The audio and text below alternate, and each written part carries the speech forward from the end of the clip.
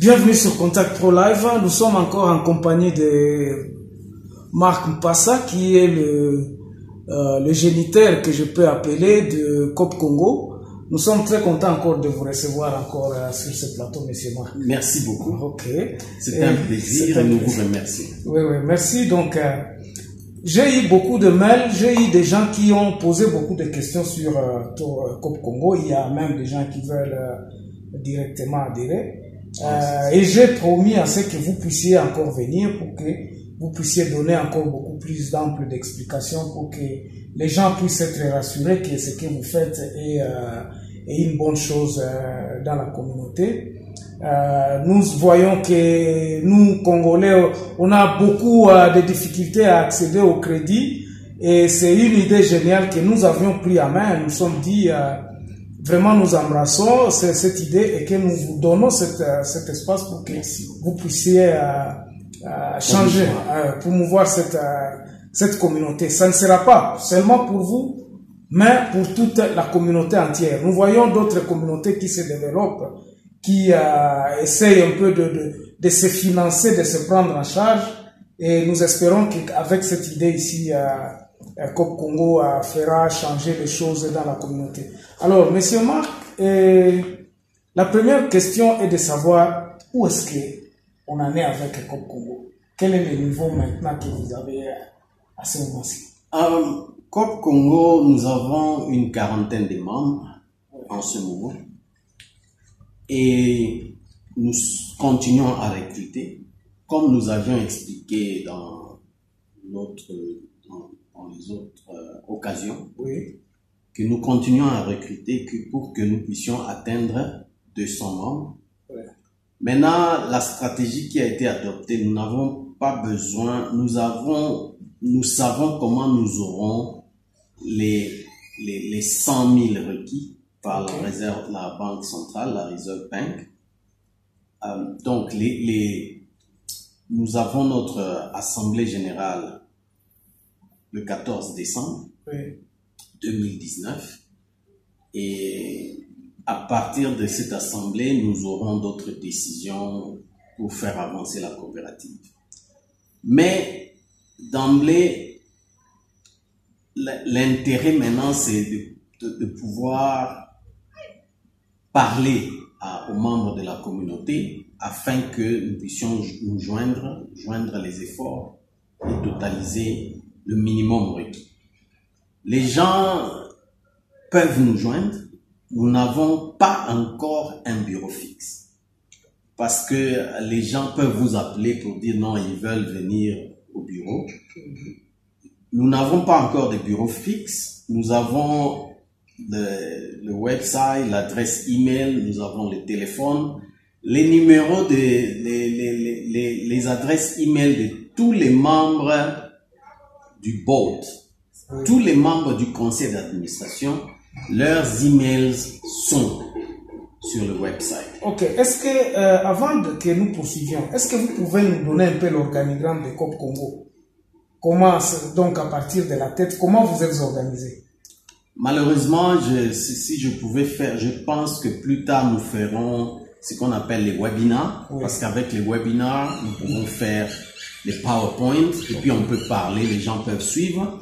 Mais les webinars, on en a déjà fait. Si les gens vont seulement sur YouTube et ils cherchent COP Congo, vous verrez, il y a des webinars là-bas où on a enregistré des PowerPoint expliqués pour montrer comment l'organisation fonctionne. Mais d'emblée,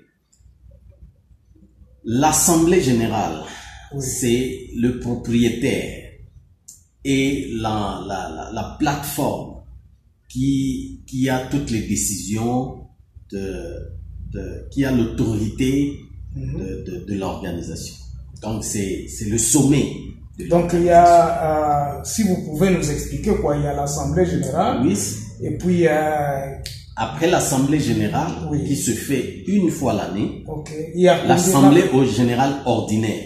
Il y a qui participe à l'Assemblée générale? Tout membre doit participer. Je dis doit, parce que c'est un devoir que de participer à l'évolution de votre propre compagnie. Ok, donc celui qui vous joint, Oui. il est directement membre de l'Assemblée générale. Oui, automatiquement. Ok. Donc, même si vous joignez aujourd'hui, Ok. c'est-à-dire dans 3-4 semaines, dans 4 semaines, nous aurons notre Assemblée générale, vous ferez partie de Et l'Assemblée. vous aurez une voix. Vous aurez une voix. Mais il y a des préalables. Exactement. Oui. Nous arriverons à ce point-là. Okay. Donc, après l'Assemblée générale, dans les temps ordinaires où il n'y a pas d'Assemblée générale, il y a le conseil d'administration. Okay. Le conseil d'administration combien de personnes? est composé de 15 membres. Okay. Alors, les 15 membres, tous leurs emails sont sur le website. Alors, après les conseils d'administration, il y a les comités exécutifs. Okay. Le comité exécutif est composé de 3 membres. Okay. Il y a moi-même comme les executive chair. Okay. Il y a le secrétaire. Oui. Et puis il y a le trésorier. Plus tard, nous pourrons combler d'autres postes dans l'exécutif. Okay. Mais ce n'est pas nécessaire pour le moment parce que nous n'avons pas encore beaucoup de choses à faire. Okay. Je dois d'emblée aussi dire que les conseils d'administration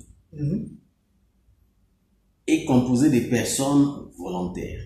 Donc, tout celui qui est dans le conseil d'administration le fait de manière bénévole. Okay. C'est ça, ce sont là les avantages de la coopérative. De par la loi, les membres du conseil d'administration d'une coopérative communautaire n'ont pas de salaire. Exactement. Évidemment, s'ils ont des dépenses à effectuer pour le compte de la coopérative va rembourser. Par exemple, si 3-4 membres du conseil d'administration doivent aller représenter la coopérative à Cape Town pour expliquer à tous nos membres qui seront là-bas, d'autres verront. Donc, ces dépenses-là seront prises en compte par la coopérative. Mais nous n'allons pas, ils n'ont pas de salaire. Okay. Alors, le comité exécutif, actuellement aussi, n'a pas de salaire. Nous sommes des volontaires. Et plus tard, nous aurons, le comité exécutif sera composé de personnes salariées parce que ça sera le travail. Et nous aurons d'autres agents. Par exemple, nous aurons les tellers. Okay. Les personnes qui vont percevoir l'argent. Oui, qui reçoivent les dossiers. Reçoivent les dossiers. Ou expliquer les à gens. La communauté, à la base. Donc ça sera l'étape quand vous créerez un bureau physique. Des bureaux. Parce bureaux que physiques. Nous aurons les headquarters, c'est le quartier général, sûrement à Pretoria. C'est la capitale. Et puis, nous aurons des branches. Cela va dépendre du nombre de membres et des finances que nous aurons. Sûrement, on aura des branches à Johannesburg. Par exemple, on peut avoir une branche à Yeovil, une autre branche à Rosentenville, une autre branche à Kempton Park. Ça, ce sont des... À Alberton, on peut avoir. On aura des branches à Cape Town, la même chose, on peut avoir à Cape Town, à Goodwood, je crois, et des quartiers comme ça. À Durban, on aura aussi. Et on va, selon l'évolution du nombre des membres et la concentration des membres, on verra le comité exécutif. Le besoin, si ça se présente, donc on aura à ouvrir un bureau sur place où il y aura un permanent, où il y a 2 ou 3 permanents qui pourront juste répondre à des questions des membres qui veulent adhérer ou qui viennent. Exactement.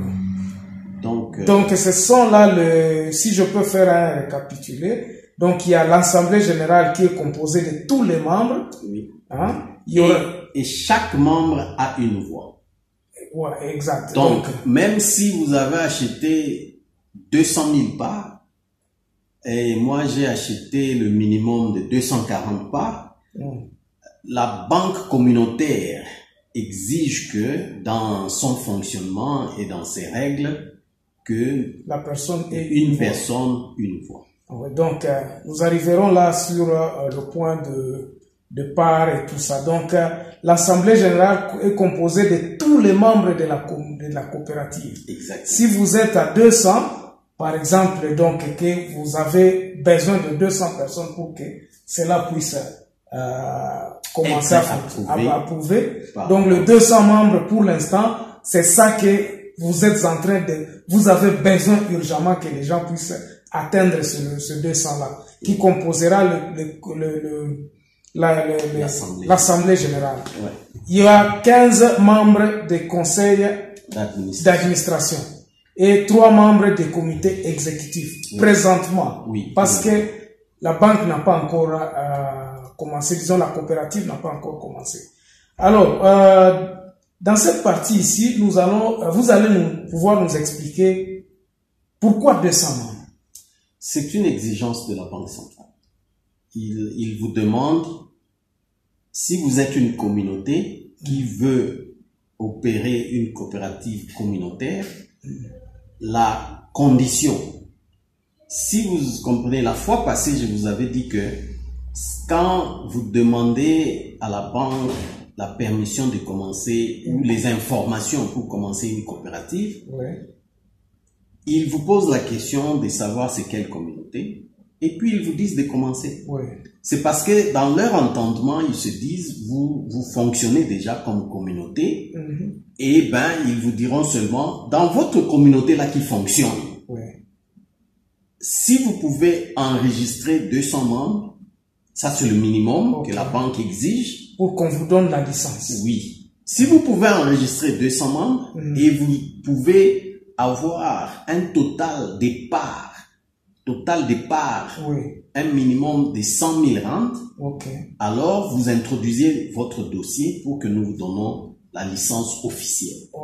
Autrement, organisez-vous déjà pour que vous puissiez arriver à atteindre toutes ces deux conditions. Il n'y a que ces deux conditions. À l'instant, nous n'avons pas de problème d'argent. Le minimum de 100 000 n'est pas tellement un problème. Mais c'est le minimum de 200 personnes. Parce que nous ne savons pas quel modèle ils utilisent pour vérifier la véracité et avec le sérieux que nous voulons pour cette banque, nous ne voulons pas. Parce qu'on pouvait prendre 200 personnes et mettre les noms là-bas, mais ils vont poser la question. C'est ma question justement. Donc, les 200 membres, quel est leur profil? Il n'y a pas de profil, ce sont des membres de la communauté. Donc, tout ce que ils peuvent, tous ces membres-là, si vous regardez dans dans l'organisation des conditions de la coopérative, il y a un élément clé qui est là-bas, c'est le lien commun, le common bond. On appelle le lien commun. C'est-à-dire, ils veulent que la coopérative doit fonctionner sur base d'un certain lien commun. Et notre lien commun en tant que COP Congo, c'est que nous sommes des Congolais. Donc, le lien commun peut être de géographique, ça peut être de fonctionnement. Par exemple, les gens qui travaillent à Johannesburg, les gens de Pretoria qui travaillent à Johannesburg, ils peuvent avoir une coopérative. Ou bien l'association des infirmiers. Ou bien les gens qui habitent le même quartier. Donc vous devez démontrer d'un certain lien. Et il vous pose ça. Donc c'est pour ça qu'il demande quelle communauté. Quand vous dites communauté, c'est quelle communauté. Donc on dit nous sommes des Congolais. Maintenant quand on va dans la communauté là, il n'y a pas de conditions. Tout celui qui est capable d'acheter les 240 parts qui sont minimum et qui est assidu à la contribution, et on souhaite que les gens puissent être éduqués. Quand on dit qu'on a des sessions d'éducation qui sont gratuites, il faut que les gens viennent. Quand on a l'assemblée générale, il faut que les gens viennent suivre leur argent. Parce que souvent, les gens mettent l'argent, ils se disent, ah bon, c'est vous autres qui ils doivent faire. vont gérer, je viendrai seulement quand il y aura des intérêts. C'est là qu'il y a trop de problèmes. Les gens doivent suivre. Ils ne doivent pas seulement mettre l'argent et puis oublier. Et oublier. Non. Ils doivent, on envoie des statements chaque mois. On envoie des messages aux membres chaque mois. Ils doivent recevoir ces... Quand vous ne recevez pas, il faut poser la question. Et quand ils reçoivent, il faut suivre les instructions